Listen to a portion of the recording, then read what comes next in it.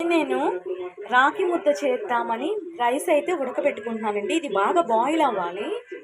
బాగా దగ్గరకు వచ్చిందండి ఉడకటానికి. ఇది బాగా బాయిల్ అవ్వాలి. మనం రాగి పిండి పౌడర్ అయితే ఇది నీళ్ళలా కలుపుకోవాలి, ఉండలుండలుగా కట్టకుండా. ఈరోజైతే మా బ్రేక్ఫాస్ట్ పెసరట్టు అండి. ఇప్పుడు మనం కలుపుకున్న రాగి పిండి వాటర్ ఇందులో పోసేసుకోవాలి.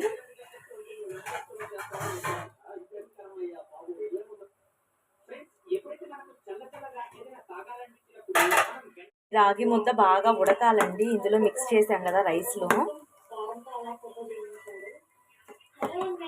రెడీ అయిపోయిందండి. దీన్ని ఉండలుండలుగా కట్టేసుకోవాలి. రెడీ అయినాయి ఫ్రెండ్స్. అయితే బాగా పసుపేసి ఉప్పేసి బాగా ఉడకపెట్టుకోవాలి ఫ్రెండ్స్. ఇప్పుడు ఇలా ఉడకపెట్టుకుంటేనే ఎటువంటి ప్రాబ్లమ్స్ రాకుండా ఉంటాయి మన స్టమక్లో.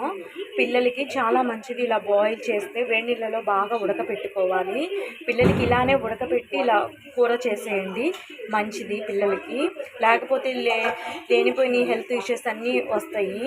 నేనైతే బాయిల్ చేస్తాను ఫ్రెండ్స్. బాగా బాయిల్ చేసుకున్నాను ఫ్రెండ్స్. ఉల్లిపాయలు, పచ్చిమిరకాయలు, టమాటాలు వేసేసుకొని వేపేసుకోవాలి బాగా. అల్లం చిల్లిపాయ పేస్ట్ వేసానండి.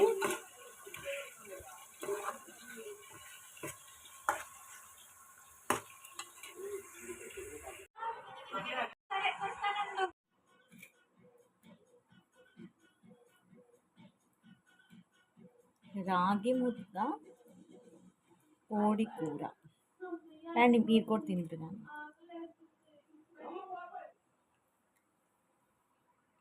నేను చేసిన రాగి ముద్ద, కోడి కూర ఎలా ఉందో కామెంట్ సెక్షన్లో పెట్టండి. మీరు కూడా ట్రై చేయండి అప్పుడప్పుడు ఇలా రాగి ముద్ద, కోడి కూర వేసుకొని తింటే చాలా బాగుంటుంది.